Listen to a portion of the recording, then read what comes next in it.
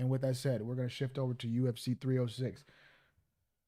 I'm not going to lie, this is a rare thing that happens when the fights that everyone's the most excited about actually underdeliver, and the prelims and early fights actually outperform the main fights. Esteban Ribovics. I'm sorry if I'm saying that wrong. I've been looking at it all night and not saying it. I had to watch the volume on mute while I'm streaming, so I didn't hear how they pronounced it. Versus Zellhuber.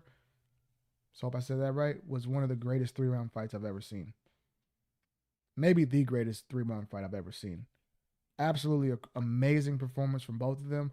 Ronaldo Rodriguez versus Odie Osborne was another amazing fight. Norma Dumont, Irene Aldana, good, decent fight. Irene Aldana showed she's very tough, but pretty clear that she lost that one. Bahamondes, another good fight. A great back and forth fight where Manuel Torres came out very aggressive, throwing bombs, and Bahamondes just countered him with that step back right hand. This is actually one of the rare times. I've come to the point where I'm not in my honeymoon stage of fandom anymore. I don't always watch prelims, but I made sure I watched them. So good job, Dana. I rarely say that to Dana, but good job to the marketing of the Sphere. It got me to watch prelims, and I was impressed by the prelims. I had the Raul Rosas Jr. fight was fun. The Joshua Van fight was fun. All these fights were fun, man. Until even Diego Lopez versus Brian Ortega, it was a little bit more dominant than I expected. I thought Ortega would put up a little bit better of a fight. 30-26 on one card. Diego Lopez is a problem, man. I thought Ortega would be a little bit more of a threat and a little bit more able to withstand. Man, Diego Lopez must have, crazy punching power, because no one has ever had Brian Ortega falling all over the ring getting dropped like that. Volk beat the hell out of him and didn't have him falling and dropping like flies. Max Holloway beat the hell out of him. Didn't have him falling and dropping him. Max beat the hell out of him, but he didn't continually drop him the way Lopez was. It was crazy to see that. So very impressive from Diego Lopez. I wasn't the most impressive in the Dan Ige fight, but that's literally last second. And he gave a great fight to Evloev. So who's to say, how far he can go in the sport? In the rankings, Brian Ortega was number 3. I don't know how far he jumps, but he could maybe jump over Evloev. He could maybe jump over Aljamain. Or he might have been ahead of Aljamain already. He might jump all of them and take that number 3 spot and be next for, the winner of Max versus Ilya. If they don't give that immediate rematch to Volk and they want to keep Volk busy, maybe Diego Lopez versus Volk, that could be fun. But if they just want to go into as it is now, nobody else fights each other, and the division as it is now, the next guy up, Diego Lopez is right up there. I wouldn't be surprised if they called him up. Maybe be the backup fighter for Ilya versus Max. He's up there, man. Impressive. And also Brian Ortega was kind of a staple in the division. People are kind of tired. When somebody is a staple in the division, people kind of get tired of them continually getting title shots. And I think Brian Ortega has got to that point. So even if he would have won this fight, nobody would really want to see him get a title shot because he's already had 2 chances. Diego Lopez is a fresh fight, and I think a lot of people will be excited to see him in the title picture as opposed to the same guys that we've seen, Ortega, Holloway, Volk, Korean Zombie, Yair, all those guys being kind of at the top of the division. Now Diego Lopez is a fresh face that everybody seems to like. It's amazing. I was at these fight week events. Brian Ortega is Mexican-American. Yes, he's American, but he's Mexican-American. Diego Lopez is Brazilian. You would think he was Mexican. Ortega really took a big hit on his reputation after he pulled out of that fight because they were booing him and cheering Lopez. I thought that was crazy.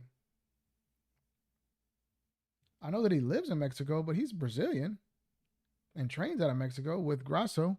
And we'll move on to them next. Good God. Oh, man, that Valentina Shevchenko versus Alexa Grasso fight. is giving Rose versus Esparza a run for its money. I'm just gonna say Valentina had the aura of a scary knockout striker, almost like a Alex Pereira. She was like, oh, when Valentina fights, it's scary. You see what she did to Jessica. You see she just mauls people. And she was a finisher.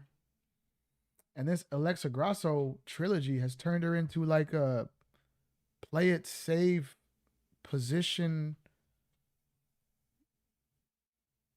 fighter, wrestler. She doesn't even want to engage in the striking. She doesn't even go for the finish on the. She doesn't even like, take it to the ground and throw nasty ground and pound, constantly going for submissions. No, she's okay with just kind of laying and praying, which worked 50-45 across the board. Of course, it worked. Good for her. But it's just amazing how much this trilogy has kind of humanized Valentina. Because there was a point 2-3 years ago where people were saying Valentina versus Amanda Nunes is because they have fought before. Amanda got the better of those in some close fights, controversial fights. And people were like, Valentina is the more skilled. Valentina can beat Amanda. But after seeing how much Alexa humanized her, I don't think people would, if that fight was made now, I don't know what people would think. I don't know who would favor who. And I don't know who's next for Shevchenko because no one that I know and nobody in my chat wanted this trilogy. And nobody that I know and nobody that I heard is happy that we got the trilogy after the fact. These are not two fighters that are like hated by the fans. They're both, Valentina was kind of loved, but I think Alexa kind of gets more love recently. The fans have kind of shifted towards Alexa. But neither one of them were like, like a Bilal where everybody just can't stand them. But the trilogy has kind of seemed like it made everybody kind of get over both. Like the people are kind of over both of them. Like they kind of don't want. Like I would probably sit them both out for 6, 8, 9 to a year. I don't even know what you do next in that division. I haven't even looked at the rankings. I know they said Wei Lee maybe wants to come up in weight. I was at the Ariel Helwani live show. They said Wei Lee wants to come up in weight. You've got Tatiana Suarez floating around. I know she's kind of moved in weight, but she's always there in the title picture when she's healthy. I don't know. I'll be interested to see what they do next. And then the main event, Merab versus Sean. Man, this is a weird fight. It was a weird ass fight. First out the gate, within 10 seconds, Merab is literally jumping up in the air, pointing at the corner like he forgot his mouthpiece. At first, that's what I thought. He forgot his mouthpiece, or something crazy is happening in the crowd, and it's because Tim Welch is yelling mean things at him. He's like, ref, he's yelling at me.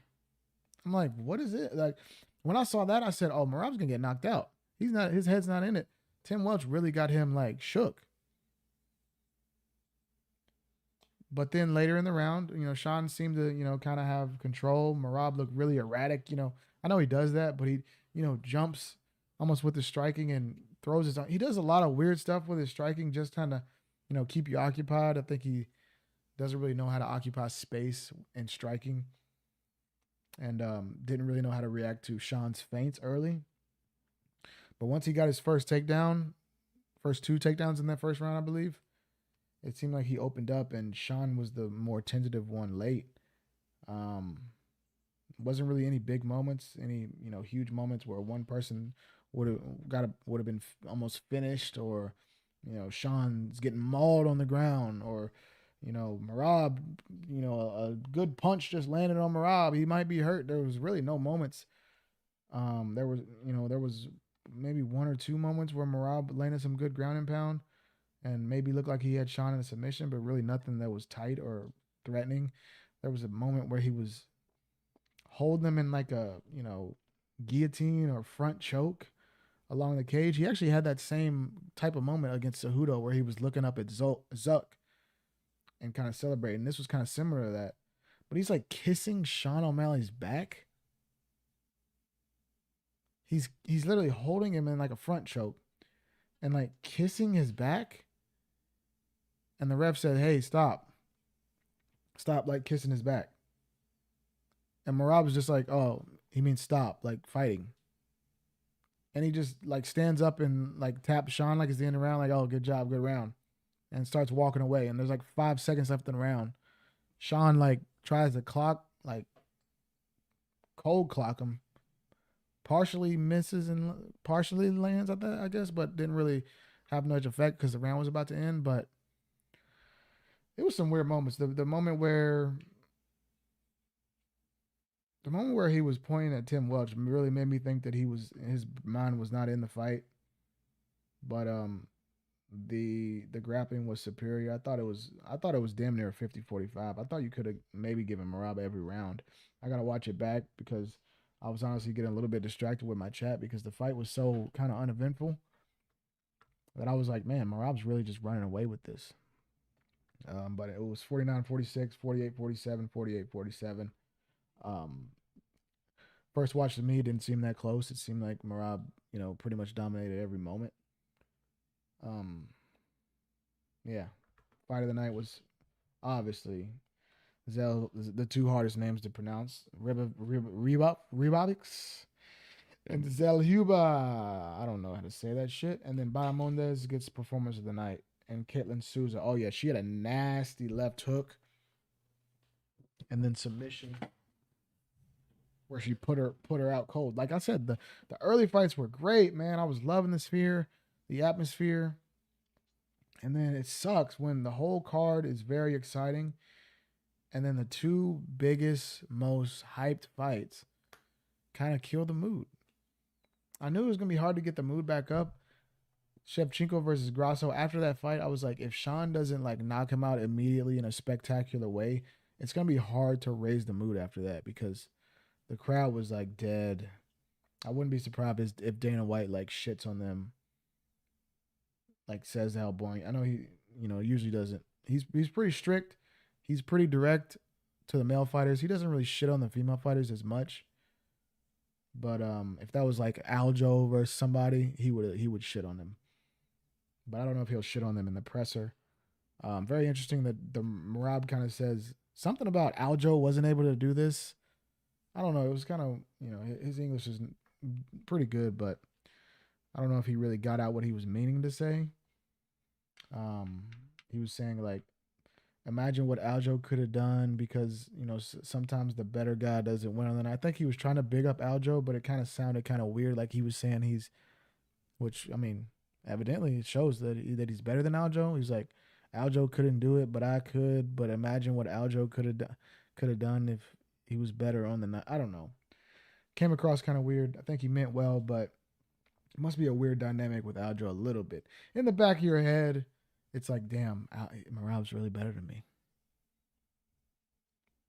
Either it's like you accept it and like, damn, Marab's really better than me, or it's like, man, if I would have fought Sean, if Sean would have fought like that against me, I'd still be the champ. Like it's either you accept it and almost feel inferior, or you just become jealous. And I don't know which mindset Aljo would have. Um, Umar is a problem. Umar is a problem because as dominant as I thought Marab was, his striking is so damn goofy, and he still was getting hit with some stuff. Jab was lighting him up, nose busted up on the first round. Sean had some decent moments, but he wasn't able to really establish any real attacks that hurt Marab. But Umar, if he's able to fend off the wrestling, which I think he is, or even initiate his own wrestling, we've never seen that happen to Marab. The same way that we've never seen Sean O'Malley face a real deal, you know, dominant wrestling based person. We've never seen Marab face. Oh yeah, we have actually. Cejudo. But we've never seen him face someone that can match his wrestling that's in their prime though, because I don't think that's the best version of Cejudo that we saw. And even I don't even know if Cejudo's really a bantamweight. They said he could still make flyweight. Apparently, he wants to go back down. But if he's meeting a real bantamweight, made for that weight class, good size for that weight class, in their prime, match him in wrestling, probably outdo him in striking. We've never seen Marab really face that, in my opinion. He might face that in Aljo in training. You never know. Maybe Marab just dominates Aljo in training, and we never knew. And this whole time, Aljo knew deep down Marab was better anyway. I don't know. Umar should be next. I think Marab was trying to. I don't remember who. Oh, Marab was trying to go for Figueredo, I believe. But I think I know everyone calls me a Dagestan Glazer, but guys, the end of the day, if it's a Nurmagomedov, I ain't betting against him. And Umar actually seemed like the Usman. I knew Usman was the truth. I knew Islam was the truth. Umar was the one that's like, man, he looks kind of, he doesn't look as intimidating. He's kind of soft spoken, but he's shown he's one of them ones too. I think Umar will be champion. Early prediction: I am not picking against Nurmagomedov, and I'm saying Umar will be champion by 2025. Umar will be champion, I believe. And O'Malley, I don't know what you do with the star power now. The fact that he lost, maybe you book him some fun fights. I know he, had big aspirations to box Gervonta Davis. Maybe he was getting too distracted with all that, outside shit, thinking that his shit don't stink. I thought this could maybe be his Chad Mendez moment where he finally faces a wrestler, has some adversity, and then is able to come out on top. But no, he was not able to finish off the wrestling, and he folded under the wrestling. So a lot of stuff for him to work on. Maybe some better submissions off his back. He tried to threaten a couple times, but nothing really stuck. Tim Welch, hey, hell of a job for Tim Welch. 10-7 Tim Welch. The fact you got a fighter so frazzled that he was like jumping in the air, pointing at you 10 seconds in the fight. 10-7 Tim Welch. Tim Welch is the man, bro. You can't, like, they're acting like that's a rule that he can't, like, no one's ever tried it, bro. It's genius. It's not a rule. No one's ever tried it. And the fact that he's willing to try it, I fuck with it. Tim Welch is a funny guy. Unfortunate that his protege was not able to get the fight in the place that he wanted. Yeah. Good night of fights. The ending just kind of, the Sphere is amazing. I've been to the Sphere. I knew it would be amazing if they did it right. So anybody, if you haven't been to the Sphere, go to the damn Sphere. I don't care if it's for a fight. I don't care if it's for a concert. I don't care if it's just for what I did, which is watching the Sphere movie, which is on my page. If you want to watch, kind of like a preview of that, go to the damn Sphere. It's amazing. I had another great Vegas week. Another great stream when I made it home. Appreciate everybody that came through. Thank you for watching. And we'll be here next week for Joshua versus Dubois. My guy, AJ, getting his belt back. 3-time champion, AJ. Let's go. Make sure y'all tune in for that. 21st. I think it's on UK time, so it'll be early in the day. Be on the lookout. I'll post my prediction for that. Thank you guys for watching.